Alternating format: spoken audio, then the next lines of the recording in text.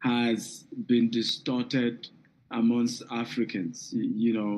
Years ago, religion, foreign religion came into Africa, and we lost our initial heritage where we celebrate the concept of being wealthy.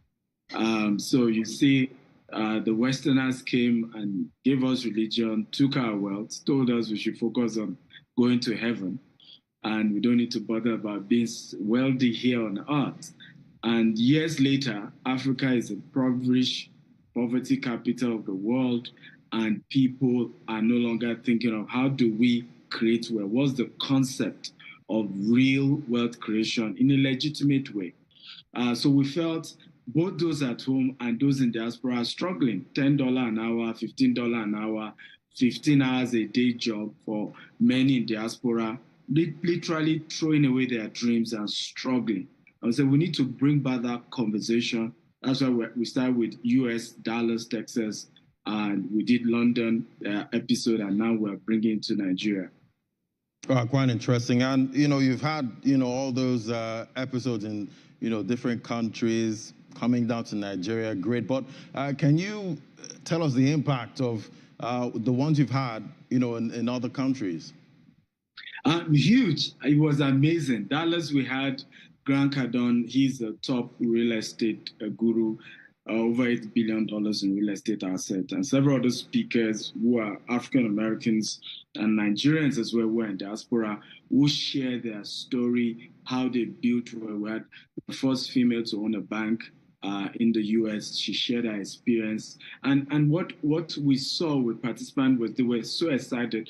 There was that joy that I can make it even here. Because what happened with a lot of people who migrate to diaspora, US, UK, or other parts of the world, we throw away our dreams. We literally tell ourselves we can't make it in those parts of the world. And that is probably just for the whites or for a certain set of people. And with that conference and you seeing people who have made it in that economy, it gave a lot of the participants hope. We got fantastic testimony. London edition, one of the speakers was Alexandra Musu, has 2 Guinness Book of Record, Nigerian, but grew up in the UK, was the first to be known for the ringtone, having Afro beats on ringtone, did the first most expensive phone, most expensive suits. And so how did you do it? How did you succeed in the UK economy despite being Black? And that conversation was just amazing. And we were excited. We are pushing this move. And I do remember those ringtones you talked about back there. But in the lead up to elections in Nigeria, there's a lot of uncertainty in the business and finance community. What's your view on the situation, and how can the younger generation create certainty around their finances? Well, the truth is that you and I have to become personally responsible for our finances. Politicians will promise us, heaven and earth. We all know that election period, there's nothing they will say to get our votes, but we have to face the reality. You and I are responsible for the outcome of our lives. And there is so much opportunity in Nigeria. And what we've decided to do is to say, we will bring to you people who have made it in Nigeria. We're going to be having Dr. Cosmos Maduka. Cosmos Maduka started Coscharis with 200 Naira in the same Nigeria. Okay? And his assets is over $1 billion today. How did he do it? So what we've done is to say we will assemble people who are not just thriving, but exceptionally successful despite the challenges in Nigeria, and we'll have them talk to us and share their own journey of how they've been able to do it so that you and I can take responsibility. Ultimately, I've said this a million times, the wealth of a nation is directly proportional to the wealth of the citizens. And don't let any politician deceive you. America is the world power, richest country in the world because top 100 richest people in the world. America probably will take 50% of that. Americans are 50% of the top 100 richest people in the world. So hence the nation, of course, is the richest nation in the world. So if we're going to turn Nigeria around from the Africa poverty capital of the world and all of that, we have to start empowering our people, showing them how those who made it legitimately have done it and how they can do it themselves. I guess we have to make our people rich, at this point, so that they can pay more taxes and the government can actually, get more at this time. But what unique factor would you say Nigerian leadership is lacking and is something business leaders can easily answer to? Well, I think the relationship between, the business leaders and those in politics is too wide.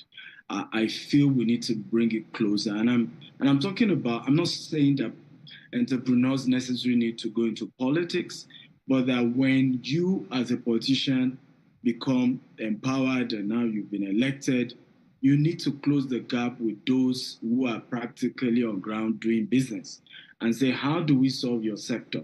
What do we do? I'm not necessarily giving you a title or a position, but can I add you to a conversation on how we can solve the problem in power sector, in the real estate sector, in the oil and gas sector, and not just play politics with the recommendation, but genuinely seek to work together. And we've seen that work in other parts of the world where business leaders are helping policymakers execute transformational concepts and policies to change that particular nation. So I feel that's important. We need to close that gap. I hope in the next government, 2023, that will happen. Quite interesting. But your company, GTEx Holdings, you're present in countries like the UK, US, Dubai, and the rest. But in terms of growing finances, what is the main key that is obtainable in those economies that you think we can, reenact here in Nigeria? Beautiful. I think number one is the fact that ease to doing business. Dubai and US and UK, you don't need to know anybody to get anything done. You need a document, you need support from government. It's not a function of the president is my brother or the senator is my cousin. You can just get what you need the proper way. Also is the, access to funds. I've always shared how, opening corporate bank accounts in different countries, they were asking us how much loan do we need? What financing do we need? You can't get that in Nigeria. And even when you get a loan, the interest rate is just ridiculous. So entrepreneurs definitely need policies that makes it a lot easier for them to be able to do business better in Africa, particularly in Nigeria, like it is in those parts of the world. It's easier for nations like America to demand that the wealthy pay more in taxes because genuinely the government support those businesses. Elon Musk was bailed out how many times now? By the American government, right? So if he's now the richest man in the world, America has the right to say, hey, we need you to pay more. Because we know how many times we helped you, right? We know how many tax incentives, tax break we've given to your business because you are into the renewable energy sector. So this government needs to get involved in helping, knowing that the success of businesses is the success of the administration.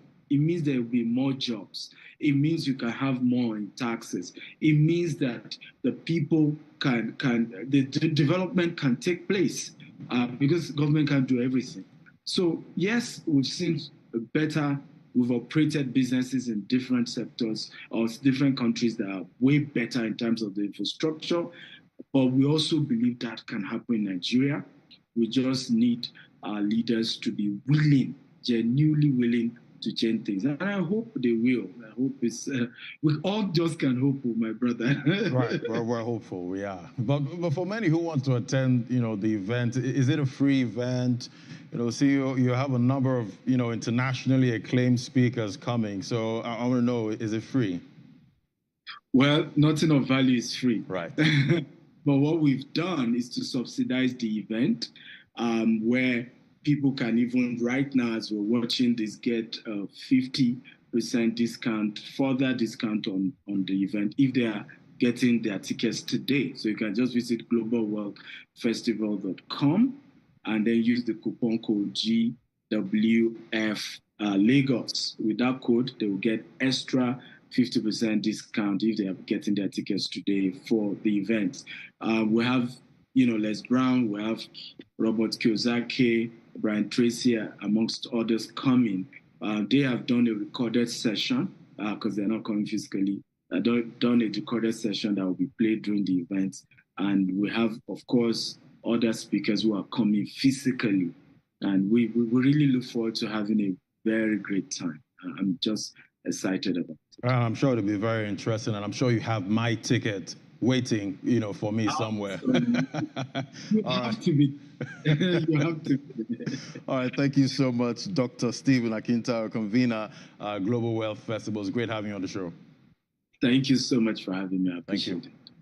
Yes. All right, now after the break, AFEX Commodities Market Update is next. Do stay with us. This is Business Morning.